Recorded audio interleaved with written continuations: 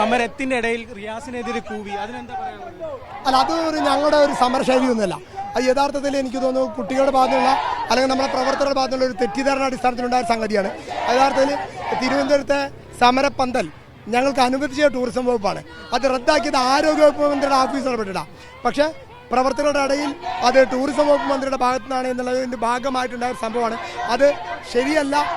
അദ്ദേഹം കൂവലിന് അർഹനല്ല എന്നുള്ള കാര്യത്തിൽ ഞങ്ങളുടെ സംഘടനക്കൊരു വ്യത്യാസമില്ല.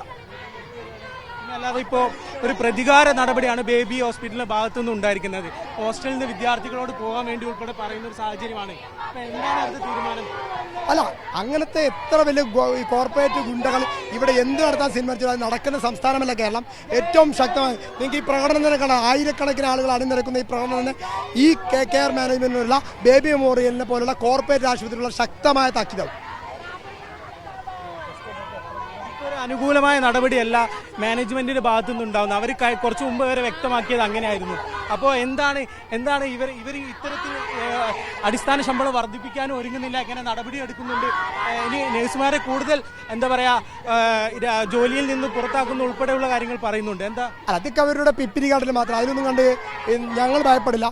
ഇത് എല്ലാ വർഷവും ഞങ്ങളോട് പറയുന്നതാണ്. പക്ഷേ ഞങ്ങൾ വളരെ ശക്തമായ നിലപാടാണ്. ഇത് ജീവിക്കാൻ മതിയായ തുക പോലുമല്ല. അപ്പോൾ 2016 സുപ്രീം കോടതിയും 2016 കേന്ദ്ര സർക്കാർ നിയമിച്ച ജഗദീഷ് പ്രസാദ് കമ്മിറ്റി പറഞ്ഞ കാര്യമാണ്. അപ്പോൾ അത് കിട്ടേണ്ടത് ഞങ്ങളുടെ മൗലിക അവകാശമാണ്. അത് കിട്ടാതെ ഇവിടുത്തെ ഒരു ആശുപത്രിയും പ്രവർത്തിക്കുന്നത്.